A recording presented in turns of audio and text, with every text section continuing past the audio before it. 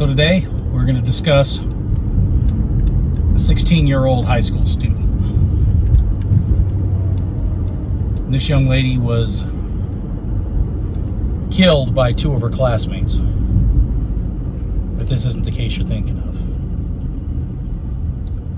This is the case of 16-year-old Vicki Jo Quinn, who attended Pocatello High School. And while attending a dance, she was sought out by two senior class members. And what they would do to her is unthinkable. Come join me. This one is really sad.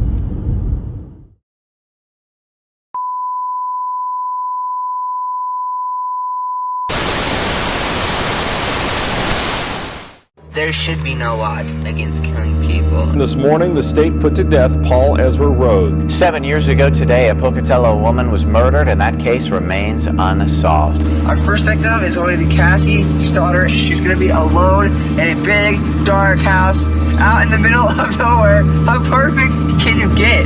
Gathered tonight in Pocatello to show support for the family of 11-year-old Jerilee Underwood.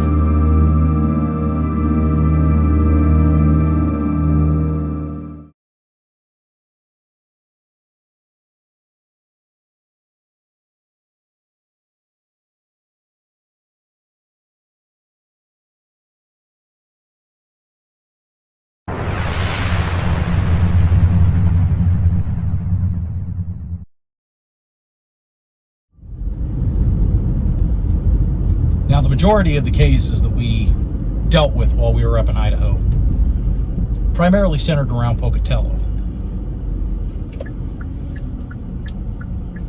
And one of the primary factors of that area always seems to come around to Pocatello High School. Now, Pocatello High School was the center hub for Idaho, especially southeastern Idaho, around the turn of the century. And the high school was considered a major landmark. Two sitting presidents, William Taft and Theodore Roosevelt,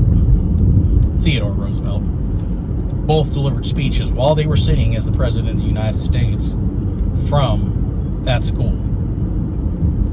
In 1960, while running for a bid for the office, John F. Kennedy also delivered a speech from that auditorium at Pocatello High School. He would later go on to win the election, as we all know. Pocatello High School has come to be known as one of the top 10 most haunted high schools in America. Believe it or not, every October, a paranormal society actually hosts tours of Pocatello High School. And if you dig enough, you can find ghostly footage on the internet of Pocatello High School. But I'm not going to discuss the paranormal aspect of this high school. It's not what I do on this channel. But I bring up Pocatello High School because April 17th of 1962, a young sophomore by the name of Vicki Jo Quinn attended a dance in the auditorium of that school. And that's where our story picks up.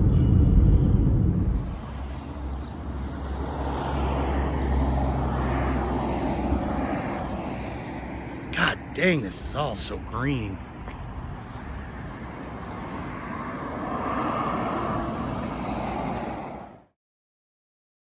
This is Pocatello High School.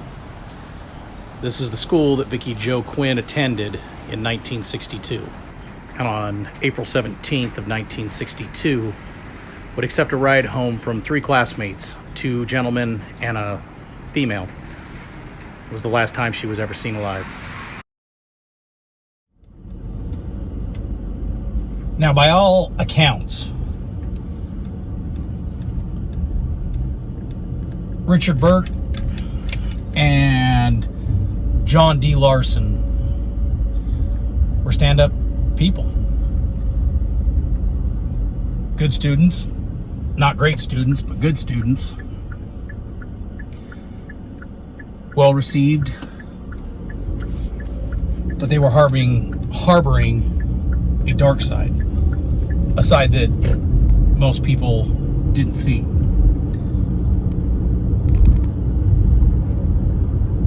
And Larsen, John Larsen, he wanted to experience what he called a thrill kill.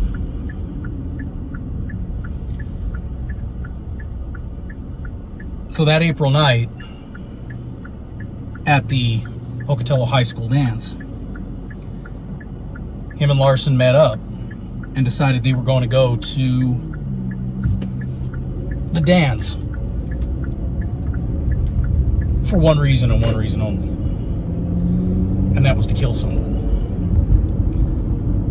And it wasn't long after arriving that they chose their victim.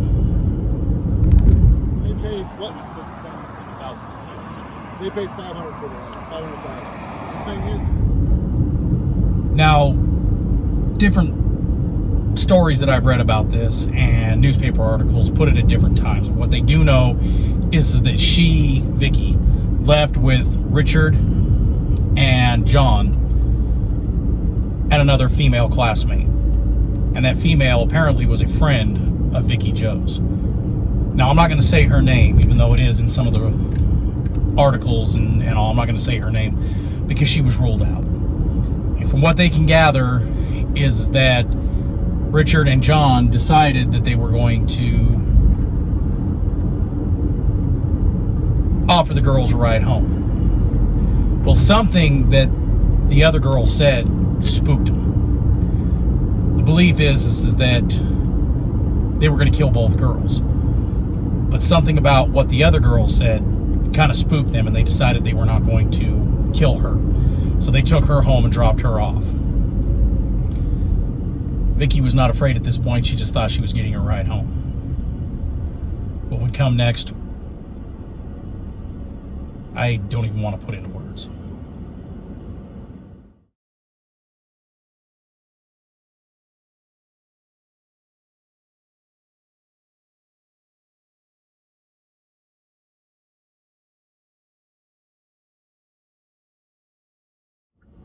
Now, according to what Burt said, Richard Burt said, he said that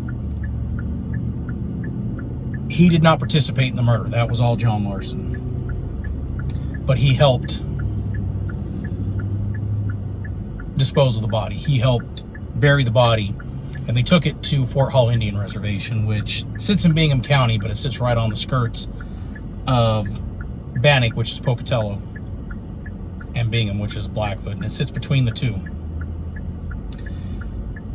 It is a Native American reservation, so we're not going to go and try to attempt to locate where the body was at. We're going to do that out of respect for our First Nations. Plus, you can get in some serious trouble for filming there without permission. So we're not going to attempt to find the location, but they did take her out to Fort Hall Indian Reservation, killed her, and then buried the body. And what makes this truly sick was the very next day, they went to school and bragged to everybody that they had killed Vicki Jo Quinn. And what makes it even sicker is nobody believed them.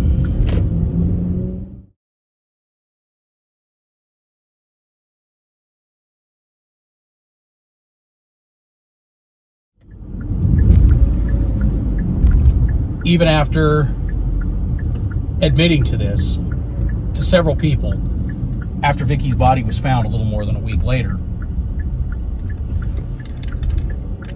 they were not arrested because there was not enough evidence linking the two to it. All they had was a couple of school kids saying, hey, these guys admitted to it. That was it. So her death went unsolved for many, many, many years.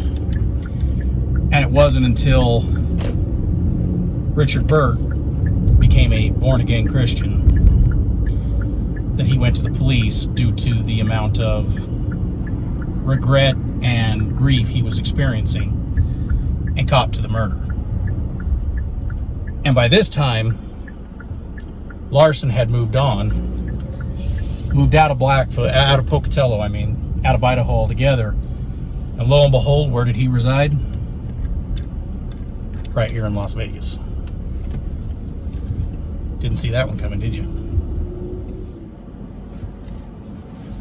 So after she was found, Vicki Jo was laid to rest at Mountain View Cemetery in Pocatello, Idaho. Now, she was one of 6 children, and her parents didn't have a lot of money. So for years, her headstone was nothing but a wooden cross with the cemetery marker with her name and year of birth and death on it. And they just screwed that to the wooden cross that was made, draped a couple of artificial flowers across it, and that was her headstone for years. Then in 2019, several of her classmates noticed that her headstone was, it was falling apart. It was wood, it was flimsy. And so they reached out to their classmates and to the county at large. And it didn't take long for them to raise the money needed for Vicki Jo's headstone. It was professionally designed. And the greatest thing about it was they turned around and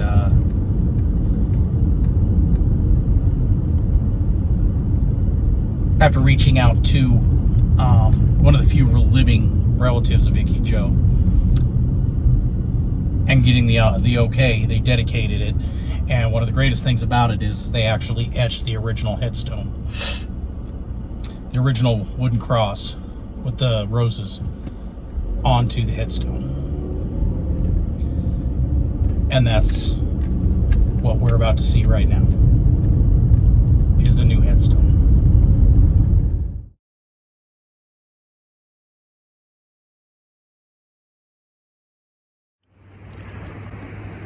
Mountain View Cemetery. One of the single most naturally beautiful cemeteries that I've ever seen in my entire life. This is amazing. Wow. And here she lies, Miss Vicki Jo Quinn. It's amazing that her and the other person share the same middle name, same high school, 44-year difference. This is her. Killed by 2 classmates, seniors. Went to that dance specifically to commit murder. And unfortunately, this young lady right here was their victim. Now, it amazes me, just exactly like Lynette Culver, the former classmates and the city of Pocatello stepped up to buy this headstone. It was originally just a wooden cross with the cemetery marker, similar to that, posted right in the middle. Now, I don't want to disturb these, but I'm going to do it just real quick because they engraved the original marker on her headstone. Miss Vicki Jo Quinn. Sophomore, 16 years old, Pocatello High School.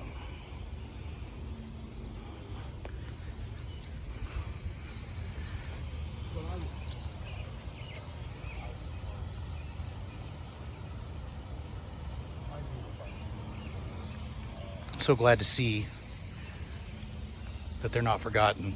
The flowers and everything. It's what this community does. They really band together to not to forget these people. Truly amazing. Rest in peace, baby girl. Now, Richard Burt's testimony against Larsen got him a reduced sentence. He did his time in jail, and not too long after being released, he passed away. John Larsen, was sentenced to life in prison and would eventually be paroled. His whereabouts right now are unknown. I got a feeling says he probably should stay that way. Thank you for joining me today. Remember, it's always about the victim. Or victims.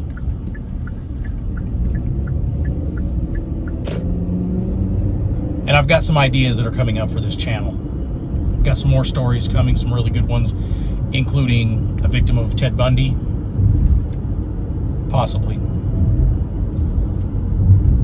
and a very, very, very famous, infamous case from Pocatello that parallels this case pretty close. So look out for those. In the meantime, can't wait to see you on the next one. Until then, deuces.